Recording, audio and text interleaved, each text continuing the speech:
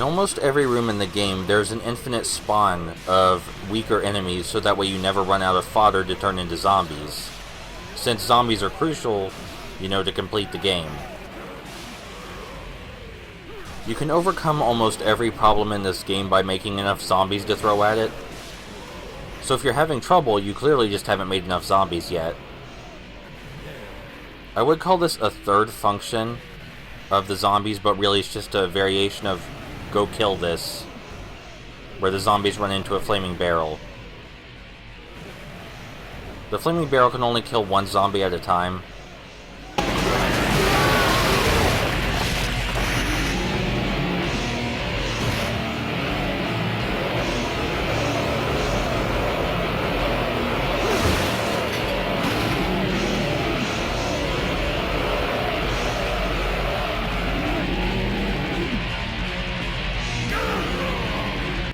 So we know that throwing zombies at bigger enemies stuns them after they're hit with 3 of them, and they take extra damage while they're stunned.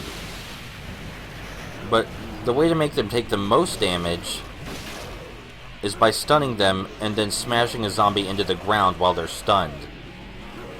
I cannot tell you how liberating it was to figure this out during my first playthrough. Because that's a lot of damage. And it's really the only sane method to deal with many of the boss fights. Now, our Musa meter doesn't deal quite as much damage as smashing a zombie into the ground while the big enemy is stunned, but it's our second best option.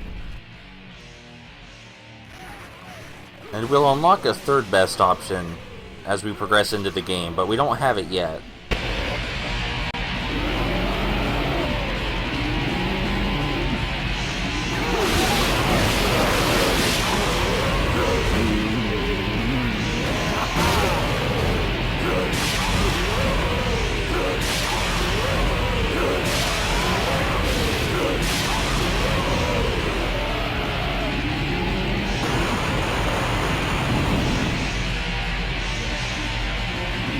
I feel like the rock soundtrack is very appropriate for this game, because obviously this game is super metal in concept and execution.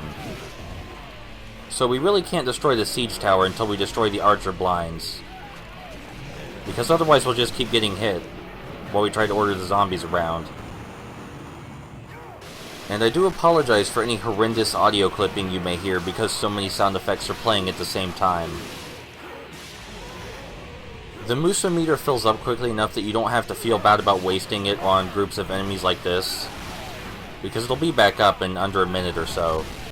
Assuming you're fighting constantly, that is.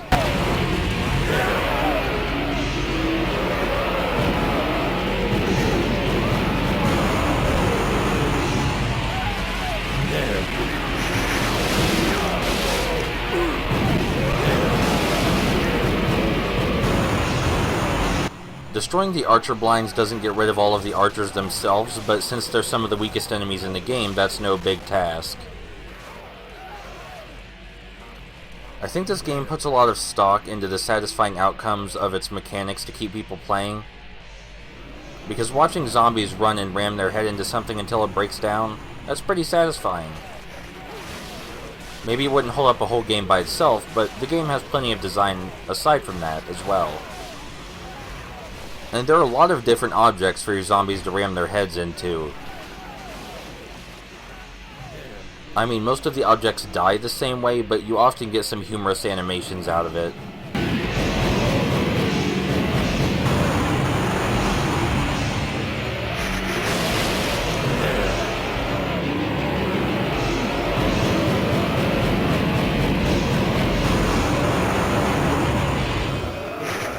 There are 2 types of objects that your zombies can interact with. There are simply destructible objects, and then there are objects that require a specific number of zombies to take out. The second kind of object often requires that you perform a quick-time event. Some of these can be pretty bad for your PlayStation Portable's buttons.